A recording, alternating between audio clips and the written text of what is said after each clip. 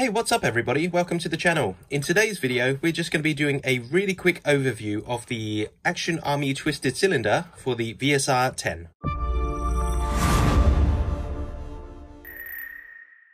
So first of all, we'd just like to say this was really hard to get because it was out of stock everywhere. We tried really hard. We waited many weeks. We went to many different companies and no stock alerts were coming in. So we eventually found one vendor that had it in stock, asked them, do you seriously have this in stock? Is it the correct one?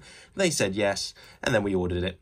And finally we have it. But something we need to really tell you about is when you go for an Action Army cylinder or a twisted cylinder for the VSR-10 currently, then most of them are placed on the pages as Teflon coated twisted cylinders for VSR-10s. It just seems like there's one, whereas when we're looking at the packaging here, it says there's a choice for some reason. I don't know how accurate this is, but it's on the packaging, so we've got to go by it, right? So it says VSR-10 or the T10, the AAC T10, which is their version of the bolt action airsoft rifle, I guess.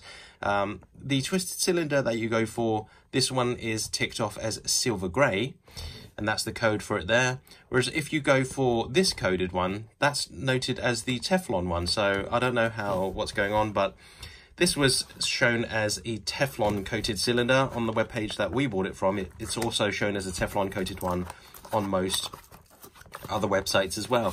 Let's have a look at it.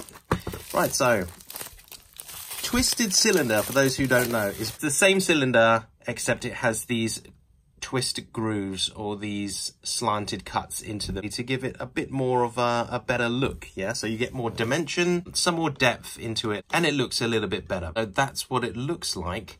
Now the lighting is doing a really good job at showing you the correct color. I can tell you that in person this is exactly what it looks like. It is a kind of darkened silver gray, almost like a metal. It doesn't look like that there's Teflon coated on it, as opposed to the old Teflon coated cylinders that they do. That kind of had like that really saucepan type glittery effect on it. This one doesn't really have that. It just looks like some form of coated metal, but we may be wrong. We don't know. We can't be certain, so we cannot say. All we can tell you is these were sold as Teflon coated twisted cylinders, and this is what they show on the box, the silver grey version. Okay, so those of you that don't know anything about Action Army cylinders, let me tell you a little bit.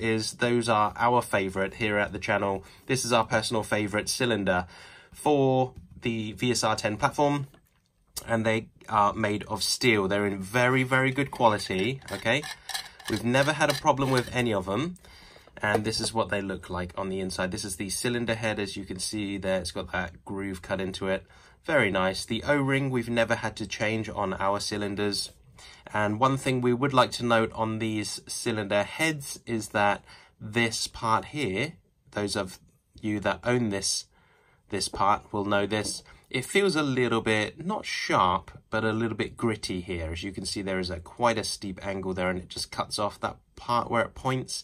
It's a little bit aggressive, okay? So what we advise is if you use an incredibly fine sandpaper, we normally go with, well, not incredibly fine, but we normally go with 1500 grit, and we just gently take down the edge, okay? It's important that you don't take off material so it's actually physically thinner. You just want to gently take down that aggressive edge a little bit. So when it guides into the hop-up rubber, it's going to go in very smoothly, and this doesn't catch on or cause any unnecessary abrasion. Okay, it's basically to increase the longevity of your current parts.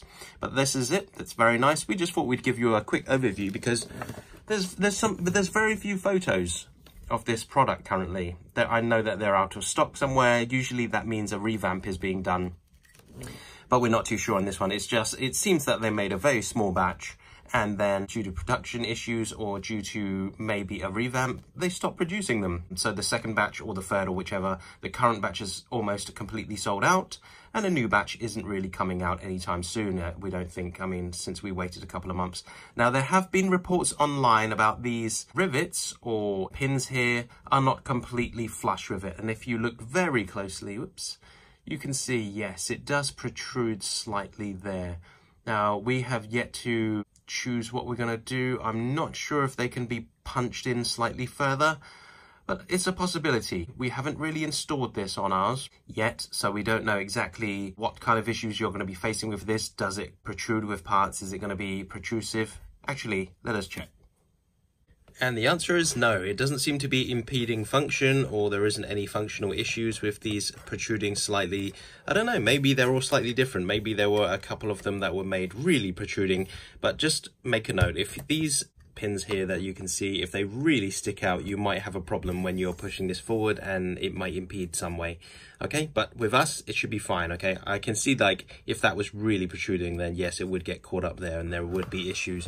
But that's what she looks like installed in here partially. Okay, it's not a full install, like obviously there's parts missing, there's no spring or anything, but that's what it looks like. As you can see, it adds so much more depth and dimension to the area, and it also just looks really, really good, very aggressive look. Okay, I know that on the actual real steel firearms, having spiral cut bolts and spiral cuts in barrels and stuff is like an in thing right now. I don't know if that's going to be a fad, but yeah, you either love it or you hate it, and we quite like this look, which is why we really wanted this cylinder. But that's it. That was the end of today's video. We just wanted you to know that it's a shame when such nice products come out and they don't get much attention, and there aren't any videos or pictures of them online, and that's what you really want to see. Because when we want to buy something, as we've said many times in many videos, when you want to buy something, you want as much information on this thing so you can research about it. And it's a shame that the marketing departments of these companies that bring out these beautiful, amazing products that are both functional and aesthetically pleasing have limited the amount that they're exposed to the public. Okay, so I guess I know it's difficult. Everyone has a budget. Every company has to work their own certain way within their constraints. And that's why we're here, I guess, for the exposure, just to help the community. And so everyone kind of knows, this is what it looks like. That's what it does. This is how it functions. And those are the problems it has. Thank you very much for watching today's video. And I guess I'll see you next time.